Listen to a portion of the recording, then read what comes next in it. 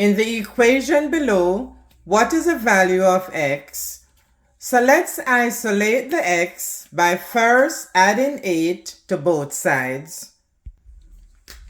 8 cancel 8, and 20 plus 8 is 28.